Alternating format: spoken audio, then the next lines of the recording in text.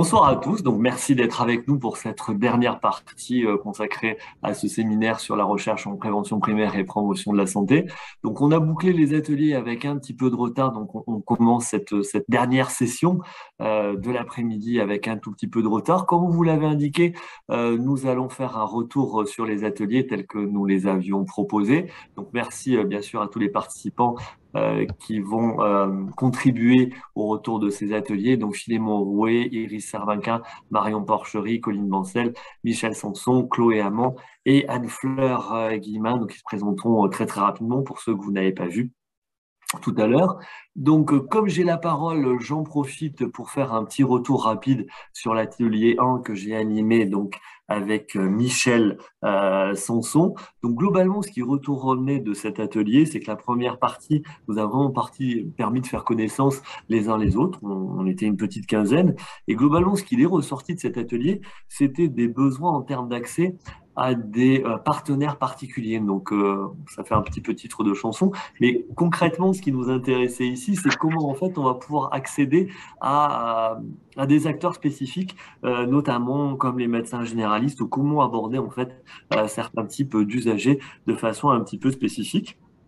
Donc voilà, on a pas mal tourné autour de ça et puis le retour sur les ateliers. Donc la première partie est extrêmement enrichissante, c'est-à-dire un véritable espace pour pouvoir en fait faire connaissance et repérer des personnes avec qui on pourrait travailler. Et bien évidemment, les participants ont trouvé ça un petit peu court et un petit peu frustrant parce que bien sûr, ils auraient voulu poursuivre l'échange. Michel, c'est à toi.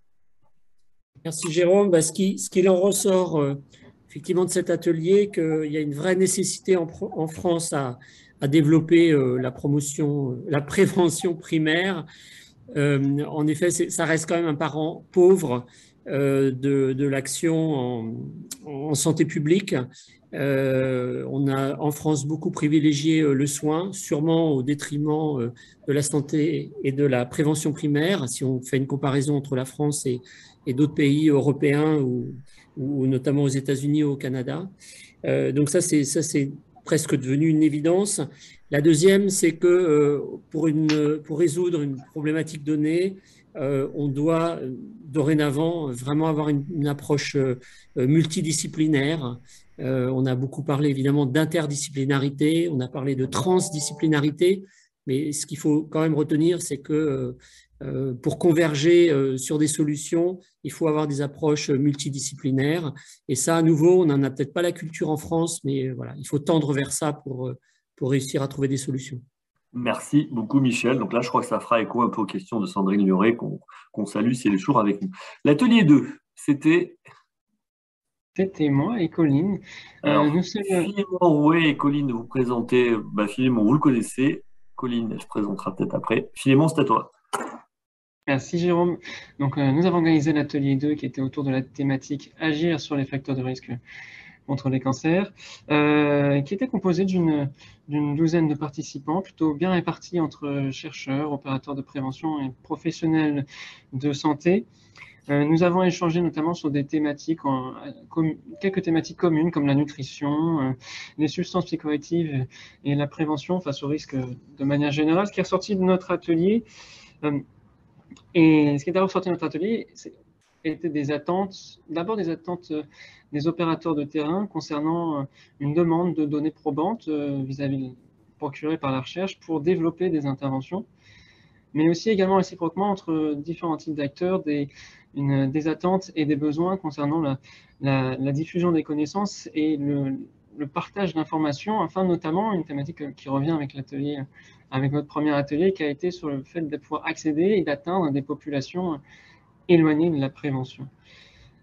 Ensuite, il y a eu plus différentes difficultés et des partages d'expériences qui ont été partagés. Je laisse Colline pour les présenter.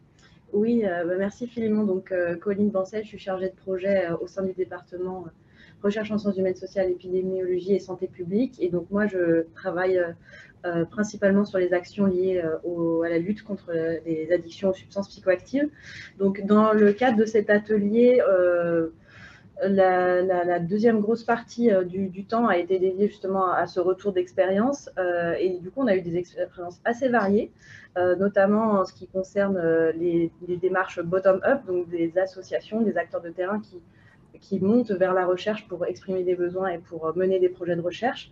On a eu un exemple d'un projet fructueux où les échanges et la collaboration se passent très bien malgré la complexité liée voilà, aux différents partenariats.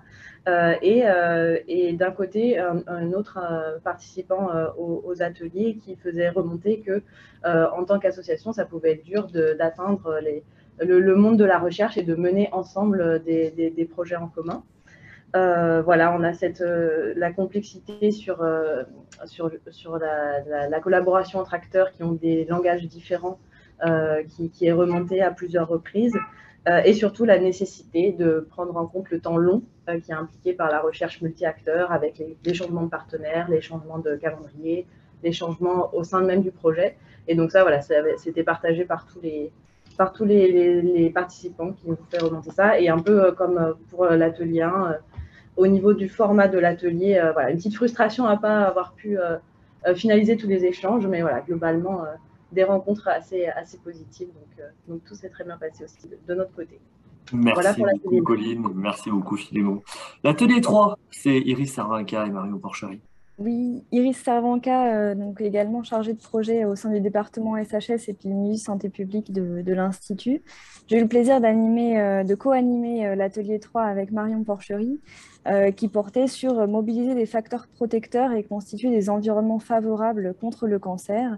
Donc on était également près d'une quinzaine de participants d'horizons très variés et équilibrés entre chercheurs, des acteurs de la prévention et de la promotion de la santé, des professionnels de santé et aussi une patiente experte.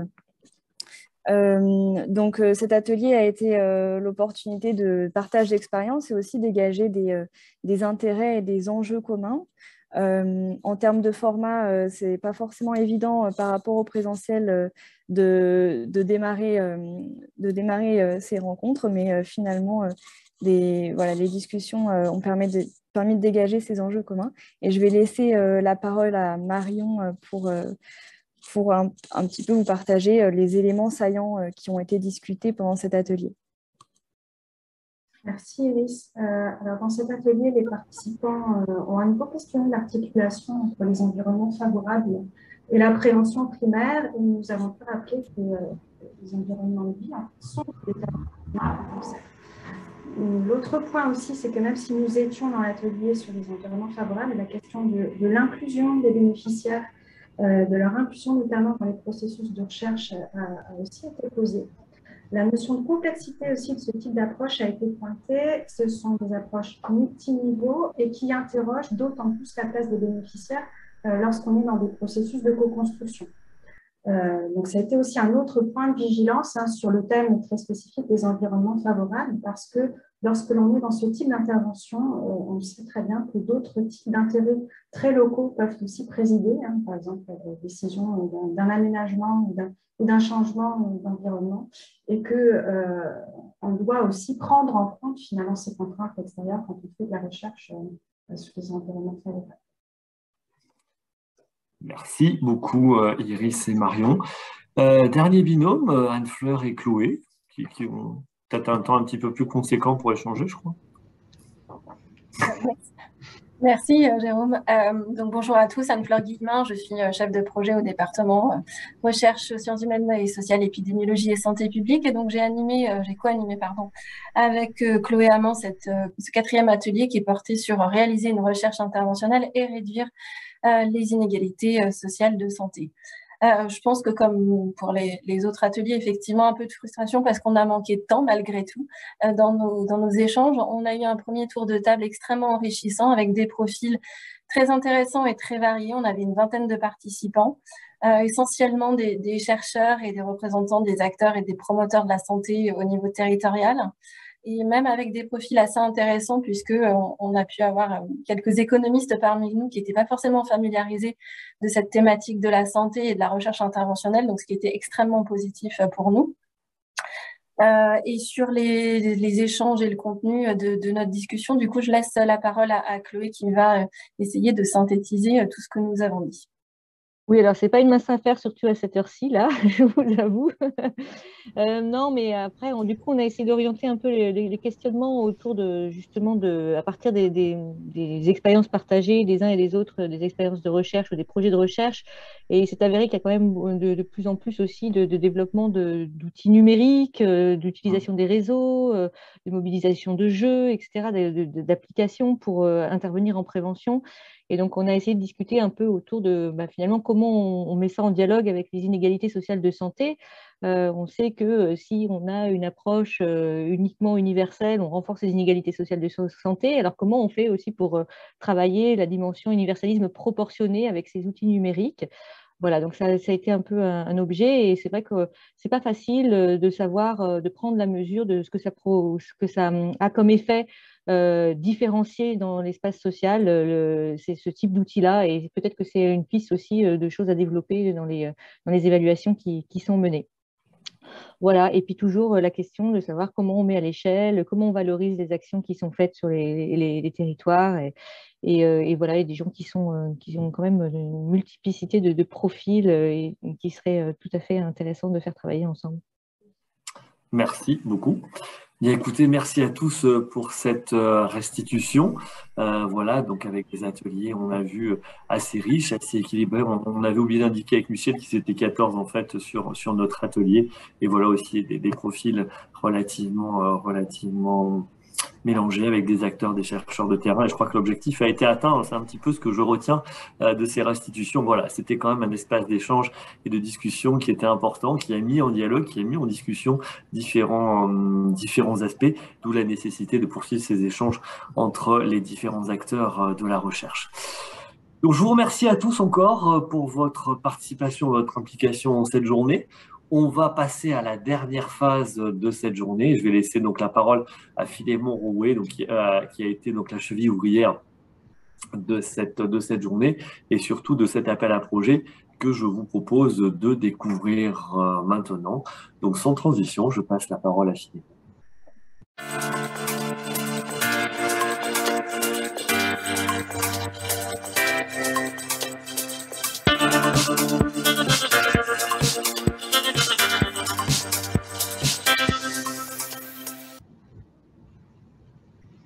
Merci Jérôme, merci à tous de votre participation aujourd'hui dans ce séminaire.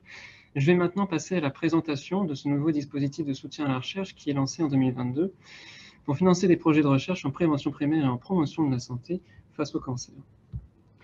Avant de rentrer en détail de cet appel à projet, il a été rappelé en ouverture de ce séminaire la place centrale qu'occupe la prévention dans la recherche et dans la recherche financée à l'INCa afin d'outiller les acteurs de la prévention et de développer les connaissances sur notamment les facteurs de risque et les interventions face au cancer. Donc, se positionner au niveau de la prévention des cancers constitue un objet vaste puisque cela concerne plus de 200 pathologies cancéreuses dont leur prévention amène à considérer l'ensemble des strates de la prévention et moments de la prévention. Quand on se concentre au niveau de la prévention primaire des cancers, il s'observe une diversité d'approches et de recherches, que ce soit sur les facteurs de risque, par population, par milieu de vie, par territoire. La stratégie nationale de lutte contre les cancers dédie un axe spécifique à l'amélioration de la prévention en proposant la mise en œuvre de nouveaux dispositifs de soutien à la recherche dont cet appel découle. Il vise notamment à développer le champ de la recherche en prévention primaire et la promotion de la santé face au cancer, en stimulant l'innovation et l'accroissement des connaissances via un appel qui lui est dédié en 2022. Aussi, la recherche en prévention des cancers étant une approche commune à différents appels du département recherche en sciences humaines et sociales, il s'articule avec d'autres dispositifs de soutien à la recherche. Il s'articule d'abord avec l'appel fusionné libre et thématique en sciences humaines et sociales, épidémiologie, santé publique et en recherche interventionnelle en santé des populations, qui finance notamment des projets de prévention secondaire, tertiaire et quaternaire. Il s'articule également avec les dispositifs de soutien à la recherche sur les substances psychoactives et l'aspect intitulé SPAC, qui est coporté avec l'IRESP et qui traite des recherches portant sur le tabac, l'alcool, le cannabis et la cocaïne, entre autres. Il s'articule enfin également avec un autre dispositif non récurrent, cette fois, qui a été mis en place lors de par la stratégie décennale de lutte contre les cancers, qui est intitulé Réseau de recherche en prévention primaire, qui vise à financer de réseaux structurants pour le champ de la recherche en prévention primaire et la promotion de la santé, autour de thématiques innovantes et d'une recherche ancrée sur le terrain. Donc, par le soutien à la recherche, l'Institut vise à améliorer la prévention en développant des études qui répondent notamment à 3 objectifs. Le premier qui est de développer des connaissances sur les facteurs de risque et les modalités de réduction des expositions. Sur cet aspect, la stratégie décennale porte un point d'attention particulier à orienter la recherche sur la compréhension des expositions environnementales, de leurs mécanismes et effets, ainsi que des stratégies de prévention pour les réduire. Il s'agit ici d'identifier de probables nouveaux facteurs de risque dont il existe des localisations de cancer pour lesquelles les connaissances sont encore insuffisantes. Ensuite, s'intéresser au comportement de santé revient surtout à s'intéresser aux déterminants et aux environnements de santé. Cet appel vise également à développer les connaissances sur ces déterminants à la santé et les modes d'intervention pour les constituer et promouvoir l'équité en santé.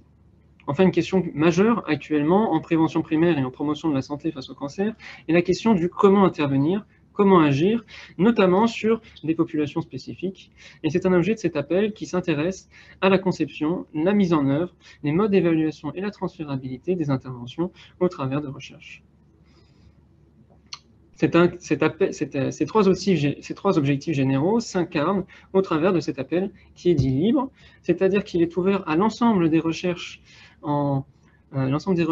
des disciplines et approches en sciences humaines et sociales, en épidémiologie, santé publique, ainsi qu'en recherche interventionnelle en santé des populations, qui sont dans le champ de la prévention primaire et de la promotion de la santé face au cancer. L'Institut a été pionnier dans le développement de la recherche interventionnelle, qui est à entendre ici comme la science des solutions, c'est-à-dire qui vise à articuler les savoirs entre chercheurs et acteurs de terrain dans des objectifs de conception, de mise en œuvre et d'évaluation d'intervention. Donc des projets sur l'ensemble de ces disciplines et approches seront éligibles lorsqu'elles appartiennent au champ de la prévention primaire et de la promotion de la santé. La prévention primaire est ici à entendre dans sa définition désormais ancienne de l'OMS comme tous les actes permettant de réduire l'incidence d'une maladie dans une population et de réduire les risques de sa survenue. Elle est à entendre ici comme une démarche qui se situe en amont des soins et avant l'apparition de la pathologie.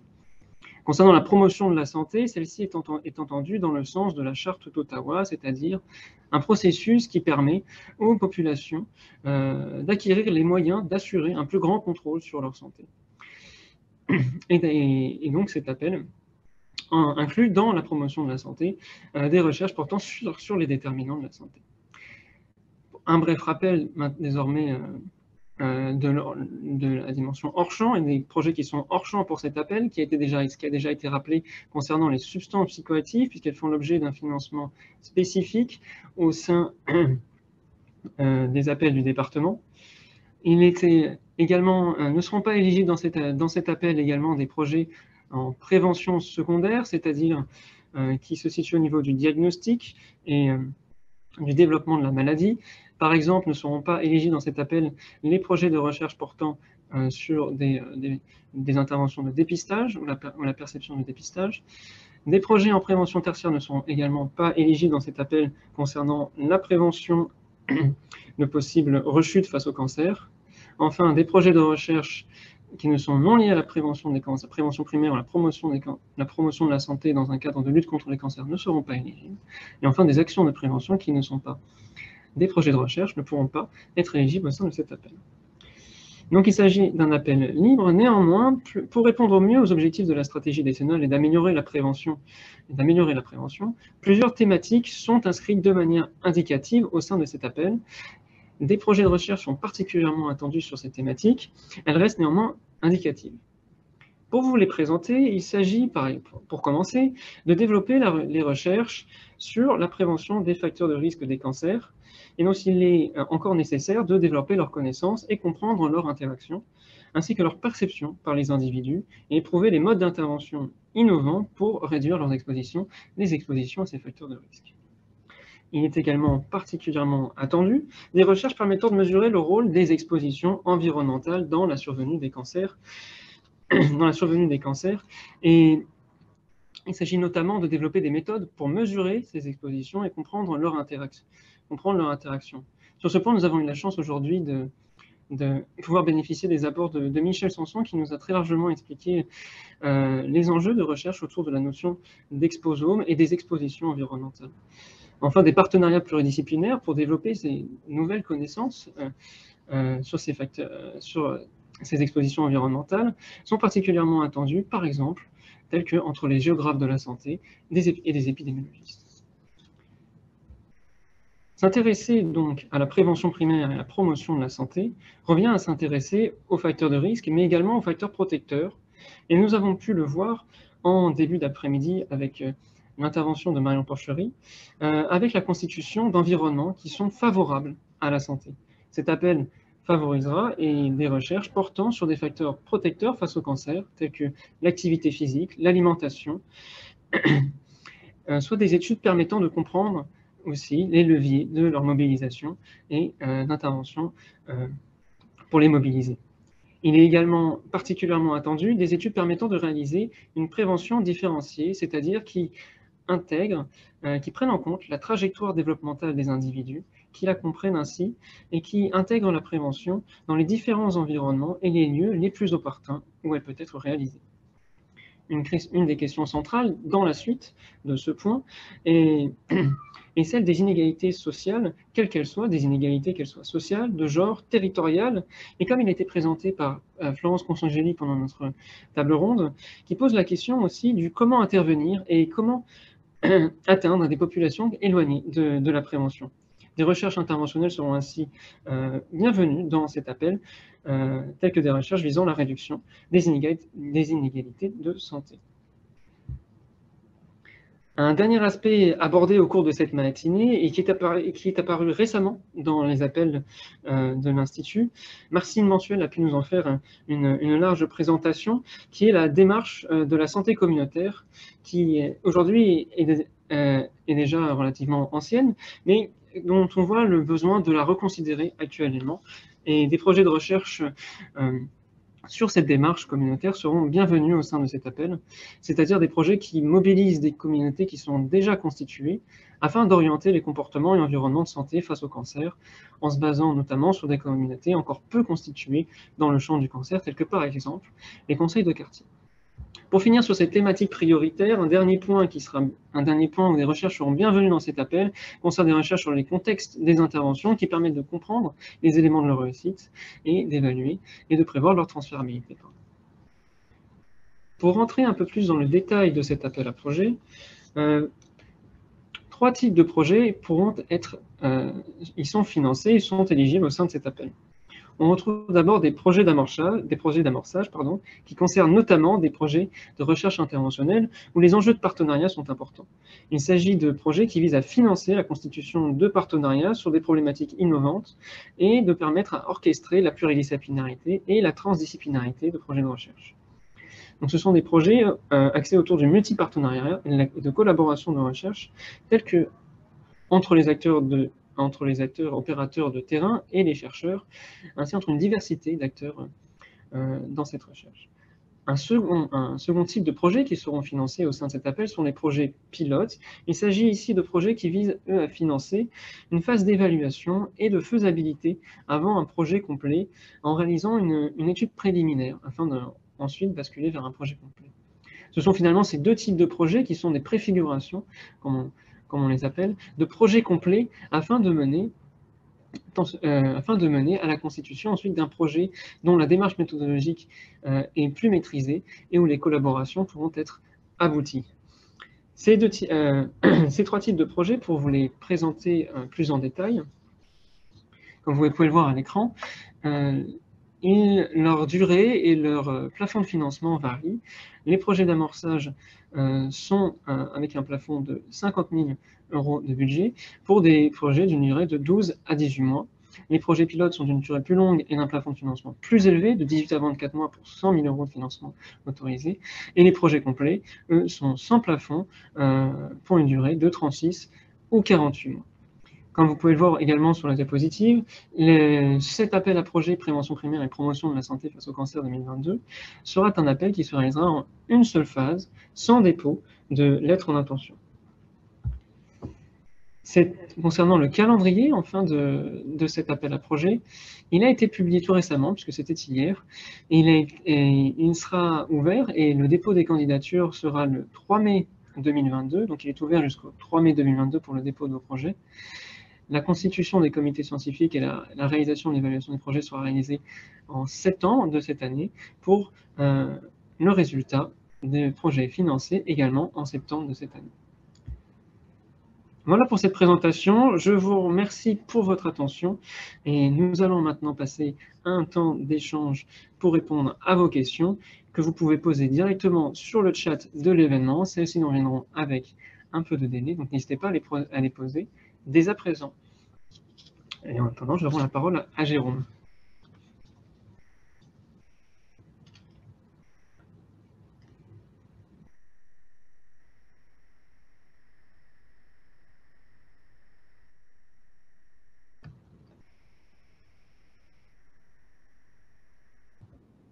Ok, j'avais un petit problème de micro.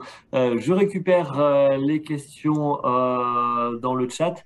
Bon, la première des questions qui se pose là tout de suite, c'est la différence très concrètement entre un projet d'amorçage et un projet pilote.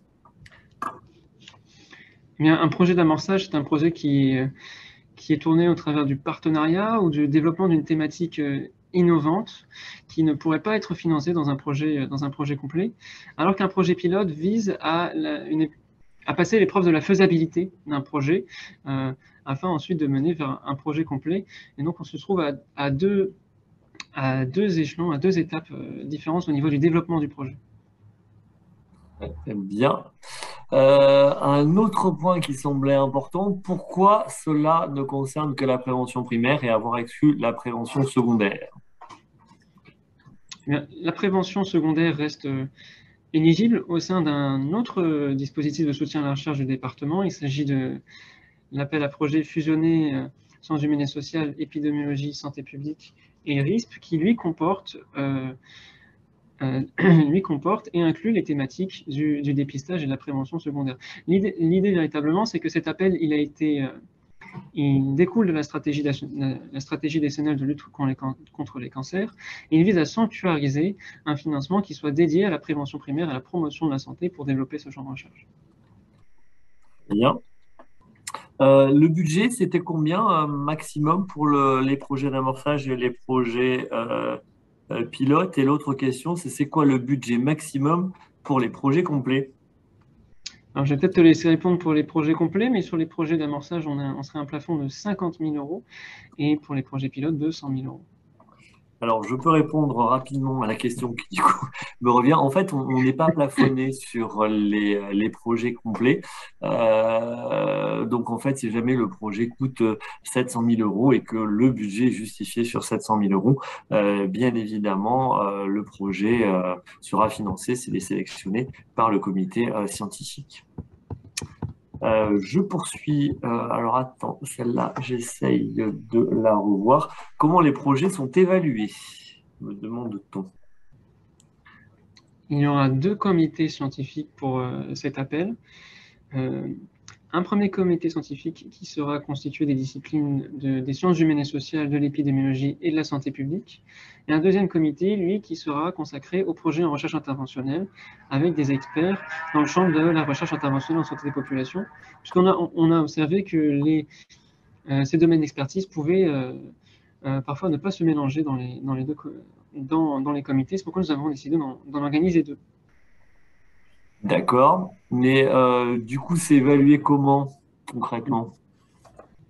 Et donc, ce sera un appel en une seule phase.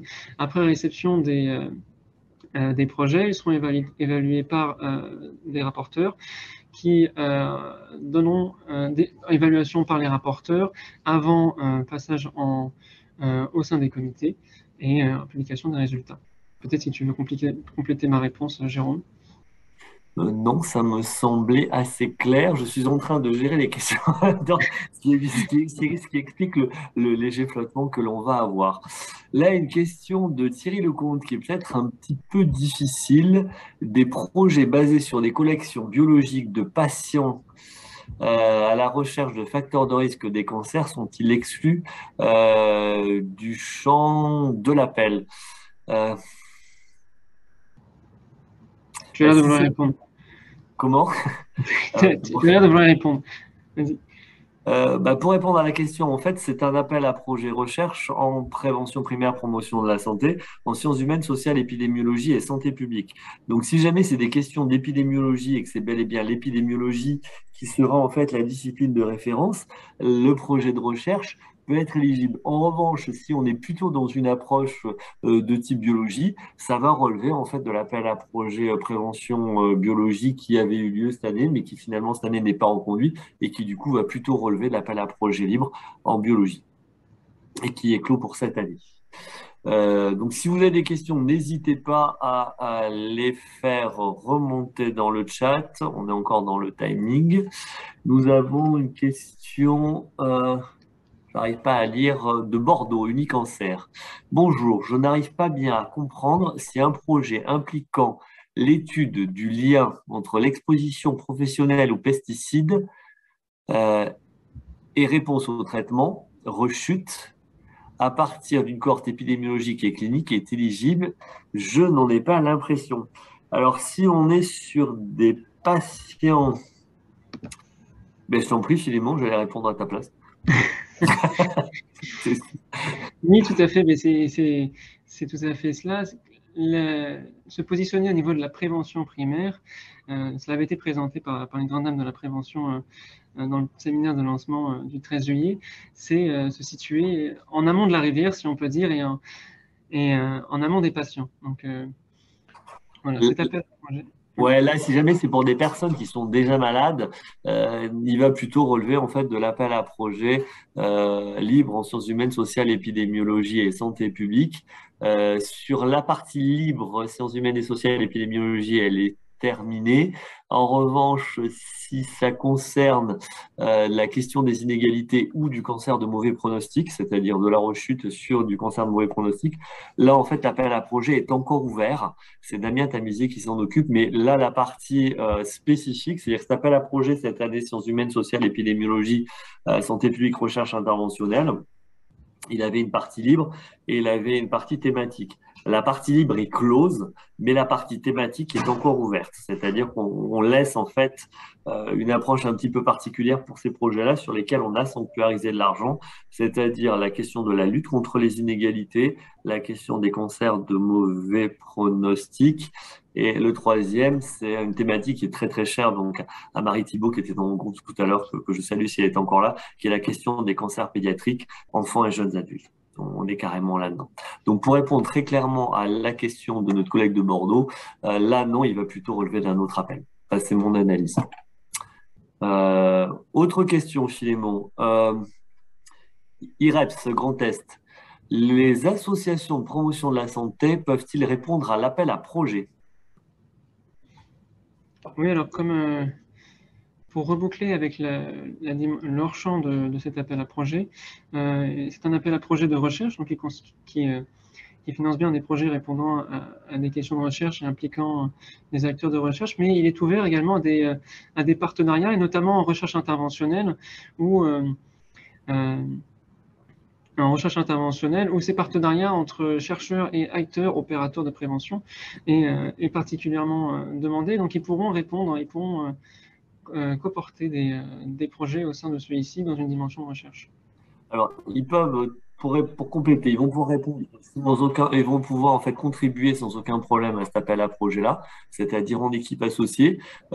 Sur équipe leader, il y a des conditions d'éligibilité de la structure qui dépose en termes de comptabilité publique. Donc là, je vous invite plutôt à regarder en fait le règlement des subventions 1K, c'est-à-dire qu'en fait, ça n'est pas opposable. C'est principalement en fait une question de cadre juridique. Il y a des associations, il y a des structures qui peuvent répondre, mais il faut qu'elles répondent à un certain cadre cadre juridique.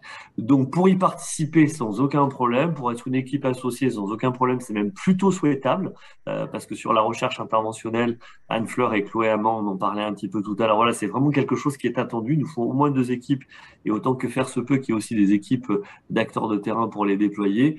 Néanmoins, pour le portage du projet, c'est-à-dire le déposer lui directement, ça dépendra en fait de certaines caractéristiques juridiques de la structure porteuse. Les universités n'ont pas ce problème en fait de cadre comptable, donc elles peuvent déposer. Donc si jamais c'est un universitaire, ça posera pas de problème. Mais la question en fait d'un portage universitaire et d'une association ne pose pas de problème, et ça peut être aussi une association qui dépose si elle répond à ce cadre juridique, en partenariat avec, bien sûr, des équipes académiques. Là encore, comme on vous l'a dit, on encourage très largement les partenariats et collaborations. Collectif SCE. Y a-t-il une place pour la toxicologie et la cancérogénèse environnementale expérimentale? Alors là, faudrait peut-être préciser la question. Là encore, si jamais on est sur des outils qui vont relever de l'épidémiologie santé publique, on sera sur des questions d'épidémiologie santé publique, je pense que ça posera pas de problème. Si on est plutôt en fait sur des approches toxico, plutôt du côté de la bio, ça dépendra vraiment des outils qui seront utilisés, de la question qui est posée et du cadre dans lequel elle est. Si c'est sciences humaines, sociales, épidémiologie et santé publique, ça fonctionne. Tu veux compléter, Philémon? Non, toi, tout bien. Merci. Anne Thibault, je voudrais savoir si les soumissions sont en une étape ou est-ce qu'il y a des lettres d'intention? Non, cet appel sera bien réalisé en une étape, donc pas de lettre d'intention pour celui-ci. Ok, et du coup, il sera évalué par 3 experts, peut-être, on peut le préciser. En fait, voilà, ça sera en fait 3 experts qui vont évaluer chaque projet, mais ça sera en une seule phase sur du full project direct. Voilà. Sandrine Caputo, qui était dans mon groupe. Bonjour, si nous avons déposé un projet dans SHS ou RISP, et s'il n'est pas retenu, va-t-il être redirigé vers un nouvel AAP? Eh bien, s'il est éligible dans l'appel prévention primaire et promotion de la santé et que au niveau du calendrier, cela se coordonne, oui, mais ça veut dire qu'il aurait été inéligible dans celui en SHS. Donc peut-être préciser la question. Moi, Jérôme, tu as un complément?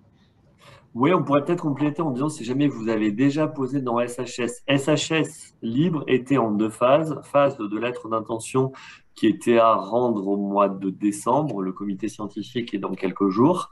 Et lui était en 2 phases avec une lettre d'intention.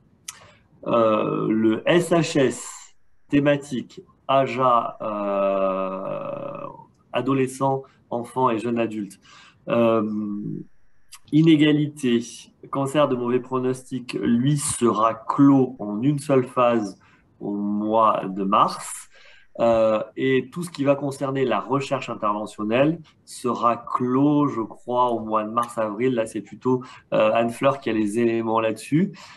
Si jamais vous avez déposé dans celui-ci, c'est-à-dire dans de la RISP, et que ça concernait de la prévention primaire, à ce moment-là, si les calendriers fit, si les calendriers en fait s'accordent, il sera en fait. Alors Anne-Fleur me dit la clôture de RISP, recherche interventionnelle et santé des populations, sera le 8 mars. Donc la clôture de l'appel à projet de Philémon sur prévention primaire et promotion de la santé étant postérieure. Si jamais en fait on s'aperçoit que ça n'est pas de la RISP, mais que ça relève bien de la prévention primaire, donc c'est de la RISP mais ça relève de la prévention primaire, on le rebasculera sur prévention primaire et promotion de la santé. J'espère que c'est clair.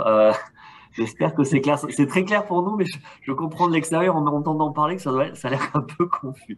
Donc le libre RISP, c'est le 8 mars. La clôture étant le 8 mars, si jamais vous avez déposé le 8 mars et que c'est de la PrEF prime, à ce moment-là, on le rebasculera sur la PrEF prime promotion de la santé.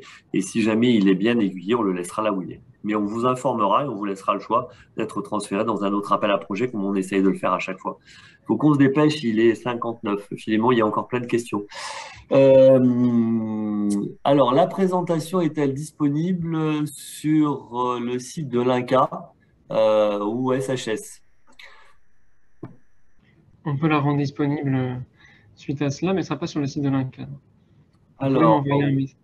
sinon, vous avez le texte de l'appel à projet, hein, tout est indiqué dans le texte de l'appel à projet. Et maintenant, vous connaissez Philémon. Alors, je ne vais pas vous redonner votre prénom, parce que c'est quelqu'un qui était dans mon groupe et il y a beaucoup de... Enfin, je ne veux pas l'écorcher. Mais sinon, vous pouvez contacter Philémon, Madame Kurtovic, et on vous l'enverra. Les éléments qui vous manqueraient. Madame Vialon.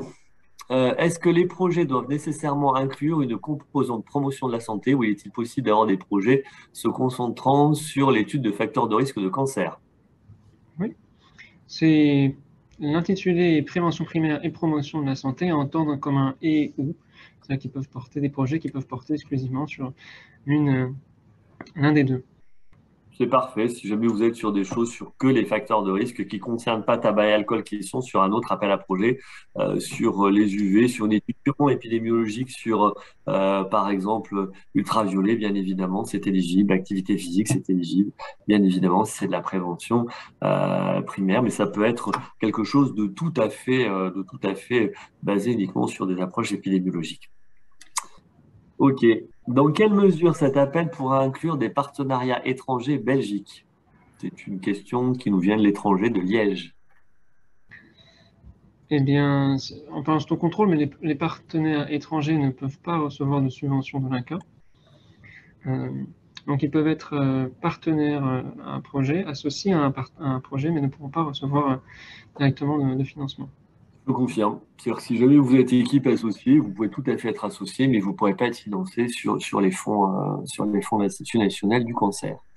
Sandrine Luret, la rédaction de la demande doit-elle se faire en français ou en anglais? Les comités scientifiques seront internationaux, donc le dépôt des projets sera réalisé en anglais pour leur évaluation. Tout à fait. Le PI pourrait-il envoyer 2 projets différents à cet appel à projet? Eh bien, je crois que... Oui, vas-y. Mais je ne sais pas ce qu'on a écrit. Alors, Madame Semouni, on va vérifier, on va regarder ce qu'on a écrit dans le code. Là, c'est une question piège. Je ne vois pas ce qui l'empêcherait, mais on va vérifier. Normalement, c'est faisable, mais je réserve ma réponse. Si les autres collègues de l'ACA peuvent nous envoyer des éléments dans le chat, on est preneur avec Philémon. Voilà. Est-ce qu'un projet soumis à l'appel à projet sciences humaines, sociales, épidémiologie et santé publique, volet 1, pourra être redirigé vers PEV Prime? Si oui, comment? Alors, ça, c'est un vrai problème sur lequel on a beaucoup réfléchi et sur lequel on a un vrai sujet. Mais normalement, ça a déjà été fait. C'est-à-dire, si jamais vous avez déposé une lettre d'intention sur l'appel à projet sciences humaines, sociales, épidémiologie et santé publique en libre, et que finalement, on a estimé que c'était plutôt de la prévention primaire, promotion de la santé, vous avez déjà dû recevoir un mail pour vous dire que vous étiez réorienté. Donc, si jamais vous n'avez pas été réorienté, Madame Thibault, c'est que normalement, vous étiez toujours sur le bon appel à projet. Il en reste encore, on accélère. Donc, pour des projets avec des points communs, est-il préférable d'en présenter 2 projets ou de présenter de manière conjointe? Avec des points communs. Ouais. Là, je crois qu'on ne saurait pas répondre à cette question-là. Faudrait vraiment voir ce que vous entendez par là. Et à ce moment-là, on échanger directement avec nous. Question encore, est-ce que le financement peut couvrir le recrutement d'un doctorat? Et le financement du doctorat au sein de l'Institut dépend des appels à candidature. Donc, cet appel pourra financer des postes de recherche, mais pas des doctorats. Voilà, c'est vraiment en fait une politique de l'Institut national du cancer. Il est tout à fait possible en fait de financer quelqu'un, mais pas dans le cadre d'une allocation doctorale. C'est-à-dire cette personne peut être ingénieure d'études, elle peut avoir le statut que vous voulez, mais elle peut pas être en fait recrutée dans le projet comme dans le cadre d'une allocation doctorale. voilà, hop, serait-il intéressant d'étudier? Alors, on nous demande si serait ça OK. J'en prends une dernière. Acteur de recherche, est-ce que ça signifie organisme de recherche? Tu as sûrement la liste d'éligibilité mieux que moi dans la tête. Là, ce qu'on va proposer, c'est qu'en fait, acteur de recherche, c'est pas forcément organisme de recherche, c'est principalement en fait la structure sur laquelle vous intervenez, qui a des règles en fait comptables qui sont compatibles avec nos propres règles. Donc ça va plutôt relever du règlement des subventions. Voilà. Alors après, on a d'autres questions qui sont plutôt sur les modèles animaux, mais là, on va devoir couper. Si vous avez d'autres questions, vous n'hésitez pas à contacter Philémon Rouet. Je crois que vous avez très largement vu aujourd'hui son adresse mail et il a été très sollicité pour pouvoir résoudre les différents impondérables que nous avons eus.